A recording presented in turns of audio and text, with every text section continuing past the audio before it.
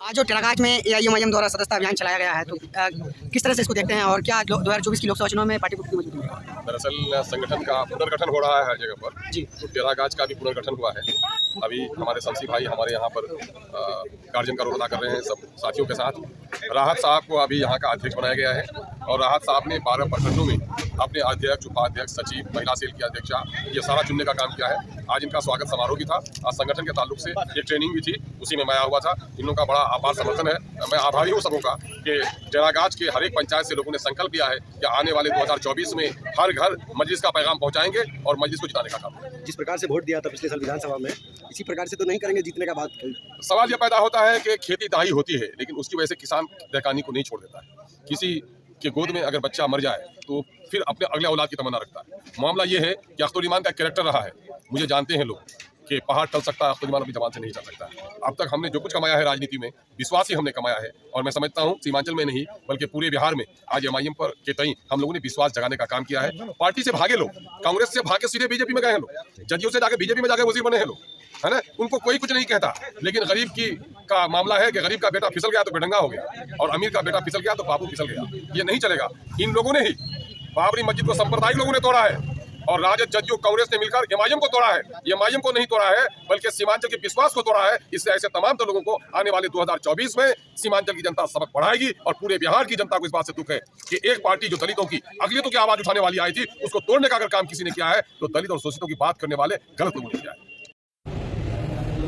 सीमांचल के देरीना मुतालबात, सीमांचल की पसमानदगी और सीमांचल की हकमारी और नाइंसाफी के खिलाफ MIM ने एक जोत जगाई है। और आज अजीजी नासिर नज़ीर जो जिनका ताल्लुक जाप से है, लेकिन उस नौजवान ने उन तमाम मुद्दों जिसके बारे में MIM लौटती है उनको मुद्दा बनाकर आमरण अनशन पर जिला कलेक्ट्रेट में कई दिनों से बैठे हैं। 14 तारीख को उसने अनशन शुरू किया है और वो सारे मुतालबात, चाहे सीमांचल के पिछड़ेपन का मसला हो, दफा 371 के नफाज का मसला हो, अलीगढ़ के फंड का मसला हो, महंदा बेसिन का मसला हो, हाईकोर्ट के बेंच का मसला पुणे में कायम करने का मसला हो, एयरपोर्ट का मसला हो, वो तमाम तर मसाइल जो वहाँ के आवाम की दीना जरूरत है।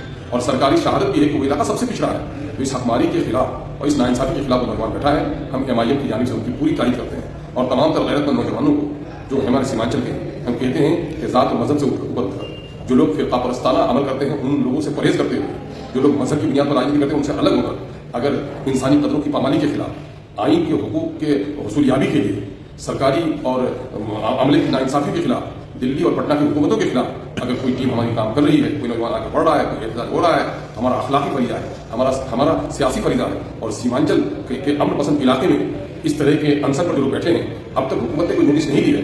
कल मैंने वहाँ के SDO साहब से बात की है कि साहब इस तरह के मसाइल पर हुकूमत को फौरन आप लोगों को बाखबर करनी चाहिए और तवज्जो देनी चाहिए। मैं दावे के साथ कहता हूँ कि अगर ये आज पूरा हफ्ता दिन का मसला होने जा रहा है, अगर ये अनसन गया और जहानाबाद का हो गया होता तो 24 घंटे के अंदर में हुकूमत पर नोटिस ले लेती। क्या सीमांचल में लोग अपने हुकूक के लिए मर जाए, उसके बावजूद भी ये इंसाफ की सरकार, इंसाफ के साथ तरक्की की दावा करने वाली सरकार, और उस इलाके में जो सरकारी पार्टी के तमाम तर हमारे लीडर्स हैं, क्या महंदा का बेसिन का मसला उनका मसला नहीं है? क्या वहाँ की नदियों के पर पुल बनने का मसला उनका मसला नहीं है? क्या पूर्णिया को उपराजधानी बनाया जाए, उनकी नस्लों का फायदा नहीं होगा? क्या हाईकोर्ट के बेंच का मुतालबा उनका मुतालबा नहीं है?